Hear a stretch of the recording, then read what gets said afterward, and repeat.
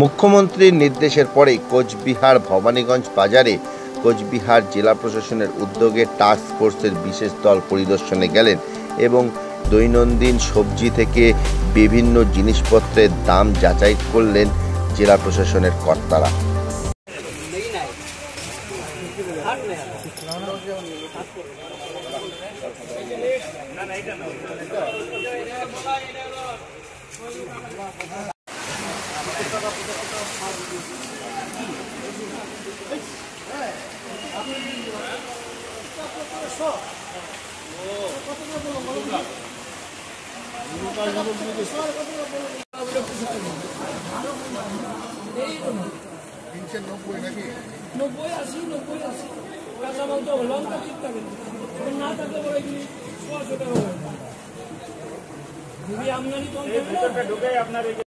এটা পাটনা, এটা হলো আপনার নাসিক, এটা 35 টাকার নিচে পাবেন না। এই যে এটা পাটনা পেঁয়াজ,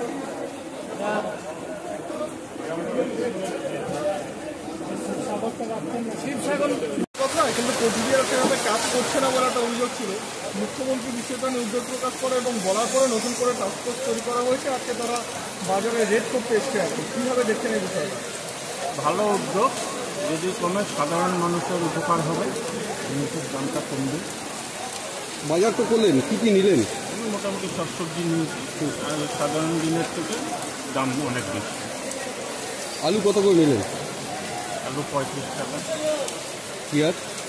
পেঁয়াজ নিয়ে মোটামুটি সব সবজি নিয়েছি। এই যে এতটা দাম, আর একটু কমলে ভালো হয় নাকি? অবশ্যই সবার উপকার হবে।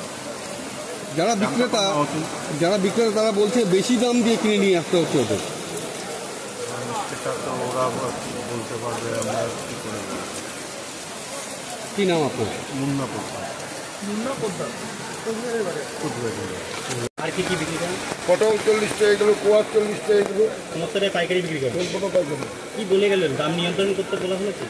বললো দামটা কম করতে হবে, এটুকু বলে গেল, আর কিছু করতে বলেনি। কি মানে আপনাদের দাম বেশি? আমাদের বেশি থেকে আমরা যেরকম কিনবো সেরকম বিক্রি করি। আমরা তো ওটা খবর নিলে চাষির থেকে খবর নিতে হবে, চাষি কী মহল করছে সেটা দেখতে হবে। আমদানিটা কেউ হচ্ছে, এগুলো আমদানির উপরে রপ্তানি হয়।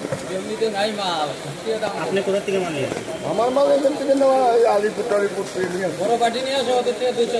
ওরা ডাইরেক্ট নিয়ে আসে, ওখানটা আমাকে আনা হয়। কি নাম আপনার? মহাদেব সাহা। দামটা রেটটা যে লেভেলে রাখতে বললো আর কি, আমি যেরকম সেভাবে বেচতে হবে আমাদেরকে। এখন মানে বাজারে দামের কি ডিফারেন্স আছে পাইকারি বাজার আর খুচরো বাজারে? আলু পাইকারি 25 বিক্রি হয়, 85 টাকা বিক্রি হয়। আর আপনাদের যেখান থেকে নিয়ে আসছেন মানে হঠাৎ করে কেন দাম বাড়ছে আর কি? কিছুটা মার্কেটে সবজিটা কম, আলু তোরে কম আছে আর কি, এই দামটা বেশি। তো এখন ওরা তো কমাতে বলেন, এখন কীভাবে কমাবেন বলছে? এখন দেখা কী করা হয়, আমাদের উপরে মহাজন আসে না, ওরা কী বলে, কথা কমে আমি তো কমে দেবে, ওরা কমাতে পারে। কত টাকা করে এখন বিক্রি করছে? 25 টাকা বেচছি আমি। আর লাল 27 টাকা। পেঁয়াজ 35 টাকা। এখন তার থেকে কম বিক্রি করতে বলছে? হ্যাঁ, এখন তো কম বলছে, ওরা বলছে 21 থেকে 22 রাখতে হবে দামটাকে। এমনি স্বাভাবিক সময় কত বিক্রি হয় আর এখন কতটা বেশি? আমার বিক্রির ব্যাপার নেই, কাঁচামাল স্বাভাবিক নেই। ধর আমি দাম এমনি অটোমেটিক হয়ে যাবে, আর দাম মাল সরাসরি দাম কমবে না।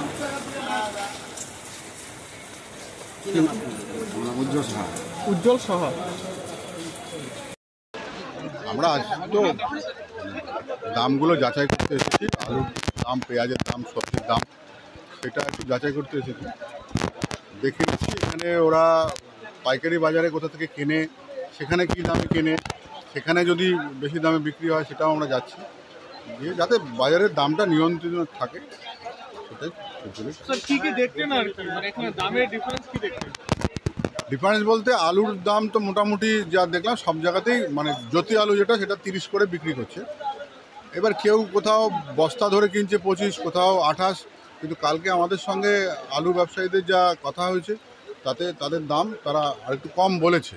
তো সেইটা আমরা একটু পাইকারি বাজারেও যাচ্ছি, সেখানে একটু যাচাই করব তারা কোথা থেকে কিনছে এবং তারা কী দামে কিনছে সেইটা। মানে আমরা দাম অবশ্যই কমানোর চেষ্টা করছি, কমেও যাবে। অন্যান্য সবজি কি দেখবেন? অন্যান্য সবজিও এই অ্যাভারেজ 40-50 এরকম যা কিলো, দু একটা ক্ষেত্রে হয়তো 60 টাকা কেজি আছে। লঙ্কার দামটা অনেকটা বেশি আছে, টমেটো 80 টাকা, লঙ্কা মোটামুটি 100 থেকে 120 এরকম যাচ্ছে। তো যেটা ইনফরমেশন পেলাম, ওরা যে হাট থেকে কিনছে, যে পাইকার থেকে কিনছে, সেখানে যাব গিয়ে। কিছু সবজি ক্ষেত্রে দেখা গেল গতকাল বা পরশু যা দাম ছিল, আজ আপনারা আসার পর তারা তার থেকে 10 টাকা 20 টাকা কমে বিক্রি করছে, তারা দামটা তাই বলছে। আপনাদের কি মনে হচ্ছে যে আপনারা চলে গেলে তারা আবার দাম বাড়িয়ে দিচ্ছে? না, এটা এভাবে দাম বাড়তি কমতি হয় না। মার্কেটের একটা দাম থাকে। আমরা গত দুদিন ধরে মার্কেটের যারা বিক্রি করেন তাদের সঙ্গে বসেছি, এই ভবানীগঞ্জ বাজারেও যারা আছেন বাজার সমিতি তাদের সঙ্গে বসেছি। আজকেও কথা হলো, মানে সবাই মিলে যৌথভাবে দামটা কমানোর চেষ্টা করা হচ্ছে। এবং যেদিন মাননীয় মুখ্যমন্ত্রী আমাদের প্রেস কনফারেন্স করেছিলেন এবং মিটিংটা করেছিলেন, তারপরে উনি যে বার্তা দিয়েছেন, তাহলে সব ক্ষেত্রেই আস্তে আস্তে দাম কিন্তু কমছে। এবং আমরা আশা রাখি, যদিও বর্ষা আছে, কিছু সমস্যা তো আছেই, কিন্তু আমরা আশা রাখি সবাই মিলে চেষ্টা করলে দামটা একটা নিয়ন্ত্রণের মধ্যে থাকবে, সাধারণের ক্রয় ক্ষমতার মধ্যে যাতে থাকে, সেটাই আমাদের প্রশাসনের ইচ্ছে।